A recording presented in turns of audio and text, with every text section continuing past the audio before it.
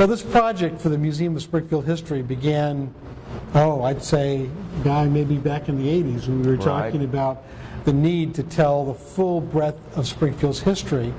Looking at all the aspects of Springfield history, we knew that the old Connecticut Valley Historical Museum, which had been dedicated to talking about the early colonial period up to 1850, left a huge story untold. So when Guy and I teamed up in the late 80s and 90s, we expanded the storytelling of the old historical museum to bring it right up to date. But we also found that over that time period that building just wasn't adequate for the storylines that we needed to tell. And that was the incredible impact that Springfield had on the nation and the world as an industrial center, as a center of invention, as a center of firsts, and of incredible individuals who had new ideas and developed new products and ideas in Springfield. Well, this museum, I think, is a special opportunity to show the industrial history and the technology that came out of Springfield over the last 2 centuries. Of course, one of the most important historical movements in American history in the 19th and 20th century was the Industrial Revolution. And Springfield really was one of the center engines of technology coming out of the Industrial Revolution. A lot of innovation, a lot of inventions came out of the city. And so we wanted to tell that story. That's really a compelling story. And so we put together our collections, looked at what our strengths were, and decided that we would make the museum based on 3 sort of center areas, 3 anchors. The Springfield automobile history, because there were some very important innovations that came out of Springfield automobiles in the early part of the 20th century. The motorcycle collection, like the motorcycles you see here. And then the our gun collection and the gun history, because gun making in the Springfield region was one of the most important industries that we had. So we put these collections together, Joe and I and the history team, and worked together to make this really a first-class museum with lots of things to see, more than 30 motorcycles with some of the best selections of Indian motorcycles in the world. We have a premier gun collection centered around Smith & Wesson with many of the finest examples of Smith & Wesson firearms ever produced. And we have some of the best examples of Springfield automobiles, including an exact replica of the very first automobile in America, the Duryea, invented here in downtown Springfield in 1893. You want to elaborate on that? I mean, there's other things. Well, I think within that, you'll see in the storyline that Guy had to select and his team how the exhibits are going to be laid out. But what they did is they embedded within those storylines many other storylines. For example, the story of labor, the story of the diverse population that worked in these factories to make this happen.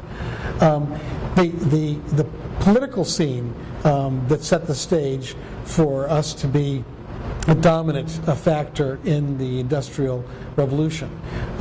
So, for example, we have this exhibit here on John Brown, Lincoln, and the Civil War, and its connection to Springfield. And so they're bringing the anti-slavery movement, the Civil War itself, of course, the war. One of the things that happened at Harper's Ferry, John Brown tried to capture it. He did not succeed, but the Confederates captured it and destroyed it. And from then on, for most of the 19th century, Springfield was the only place the nation was able to turn to make its arms to defend the country. And that was a huge economic boom to Springfield, and also brought a lot of skilled metal workers, die workers, tool and die, that then during times of peace then went on to develop other industries in the area, and again just fed this golden era of invention and industrialization.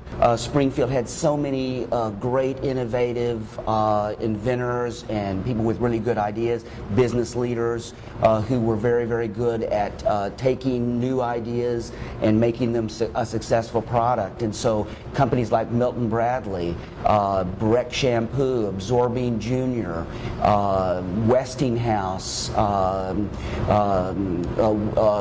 Webster's, Merriam-Webster's dictionaries. All these products were products that came out of this very vibrant, very energetic manufacturing industrial scene that Springfield became in the mid and late 19th century going into the 20th century. Say one special object to both of us has been a Springfield Rolls-Royce that was donated by Alan Swift. Now here's a man that we got to know when he was a youthful 96, I think 96 or 97. Right. He lived till 102 and a half, and Alan Swift was very interested in Springfield. Here's a fellow from West Hartford.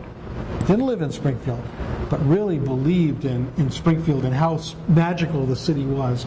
And he had a choice way back when his parents said, well, we want you to run this manufacturing plant.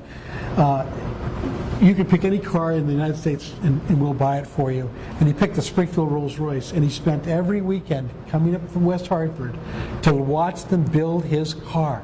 And then he owned that car right up until his passing as 102 and a half, at which time he gave the money to buy this building and make sure we had a building to put his wonderful car in. And that particular Rolls-Royce, because of that provenance, the fact we know the man, know how special that car was, he treated it as if it was his child.